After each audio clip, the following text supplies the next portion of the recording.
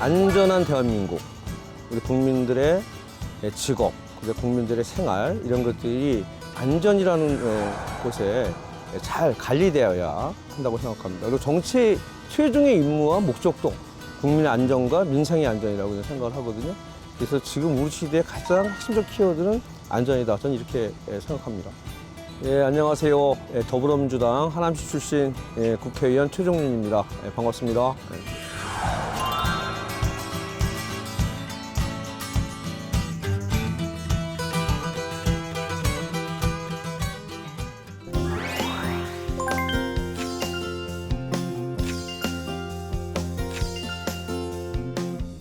제가 본이 경주인데요. 경주 출신인데 우리 이평주가 하남에 온 지가 한 430년 정도 됐습니다. 그러니까 430년 토박이에요, 제가.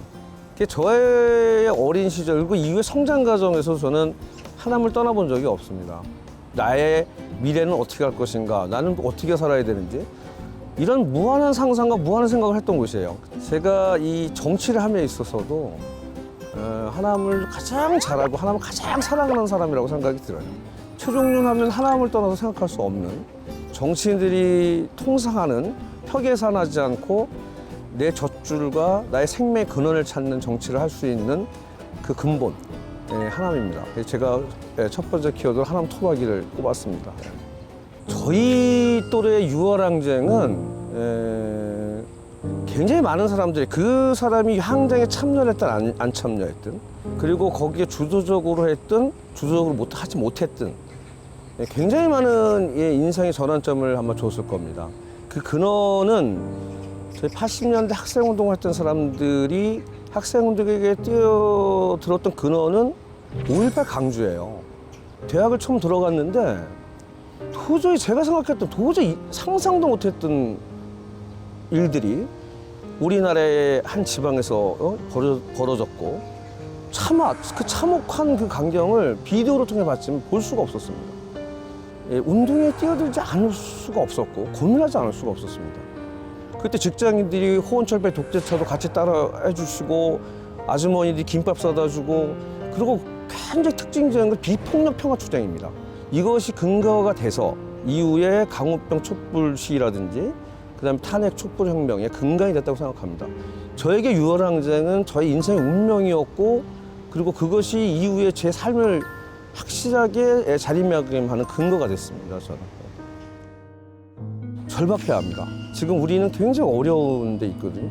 이 코로나19 감염병 사태 문제도 있지만 포스트 코로나 시대는 어떻게 될지 누구도 가보지 않은 길입니다. 여기에서 우리가 반드시 국난을 극복하고 잘 해내기 위해서는 굉장히 큰 절박함이 필요하며 반드시 해야 되겠다는, 우리가 잊지 말고 반드시 만들어야 될 과제들, 결국은 절박함 속에서 나온다. 이 절박하지 않으면 우리가 생각하는 방향과 전략 다 이뤄낼 수 없다라고 하는 것을 저는 그 지금의 과정을 통해서 많이 배웠습니다.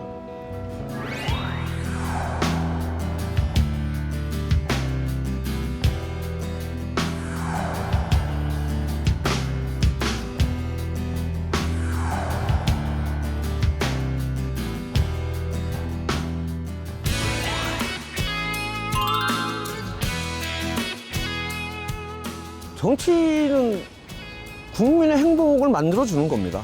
난 그렇게 생각해요. 지금 우리의 가장 큰 과제는 코로나19 극복과 포스트 코로나 대응을 잘하는 문제, 경제 회복을 빨리 만들어내는 것, 그리고 지금 교체 상태에 빠진 남북 화해와 평화 문제를 어떤 방식을 통해서도 이걸 해결해내야 한다. 우리 대한민국의 정치인들, 정치가 반드시 이런 과제를 만들어내지 않으면 저는 국민들로부터 탄핵받을 수 있다고 생각합니다. 모두가 정신을 똑바로 차리고 매진해야 된다고 저는 생각을 해요. 답은 정해져 있어요. 민생 우선에 일하는 국회를 해야 된다. 20대 국회를 국민들께서 성토하는 가장 핵심적인 문제는 뭐 했냐 아니에요? 뭐 했냐? 너를 뭐 했냐? 21대 국회는 그래도 좀 했네. 국회가 이제 일하는 국회로 자리 잡아 나갔네. 저는 이것을 국민들에게 심어주지 않으면 우리나라 대통령도 탄핵한 나라인데 국회 탄핵하는 건 아무것도 아니라고 생각합니다.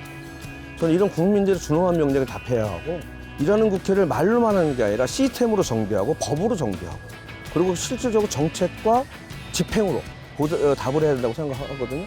저는 이것만이 21대 국회가 국민들로부터 새롭게 신뢰받을 수 있는 기회라고 생각합니다.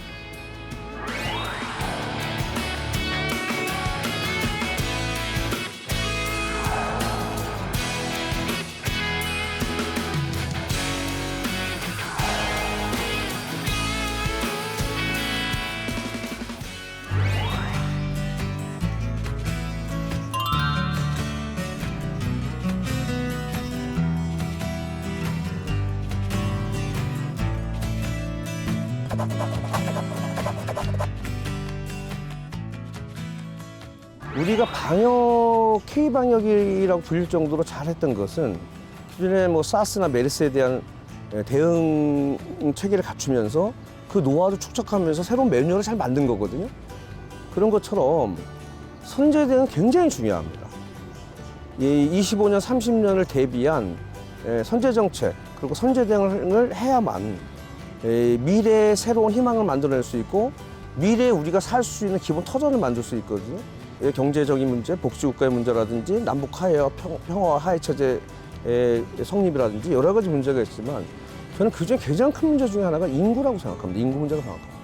지금 같은 저출산이 계속되고 되면 25년, 30년 뒤에는 기본적으로 우리의 경제적인 밑바탕이 붕괴될 위험이 있다고 저는 생각이 들어요. 그렇다면 지금까지 해온 정책이 문제가 있기도 하지만 미래지향적이지 못하고 미래를 대비하지 못했다.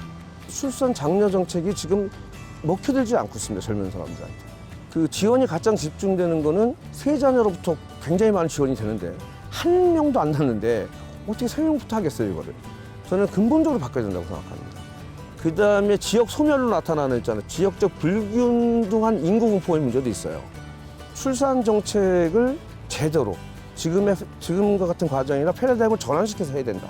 그래서 0세부터 18세까지는 국가가 어릴 때 영유아 보육 문제부터 시작해서 교육까지를 책임지는 체계로 가야 하고, 고용과 주거를 안정화시켜야 실제로 출산 정책의 효과를 나타낼 수 있기 때문에 지금부터 이 법적 근거라든지 정책적 입안이라든지 재정의 투입이라든지 이런 것들 지금부터 설정해서 단계적으로 저는 10여 년 정도를 준비해야 25년, 30년 뒤에 우리 경제의 근간을 기본적으로 유지할 수 있는 그런 인구 정책을 지금부터 대비해야 된다. 그래서 저는 반드시 21대 국회에서 인구 정책 관련된 전도사가 되겠다, 이런 생각을 하고 있습니다.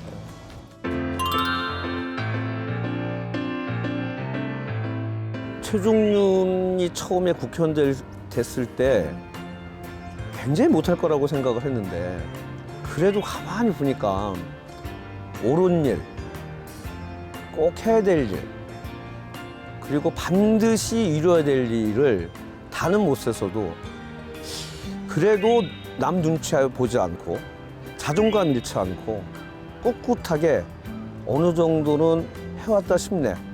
고생 많이 했고, 미진한 부분은 다시 한번 우리 국민들과 또 특히 우리 하남 시민들과 함께 새로운 미래를 만들어 나갈 수 있게 더욱더 정진하기를 바란다.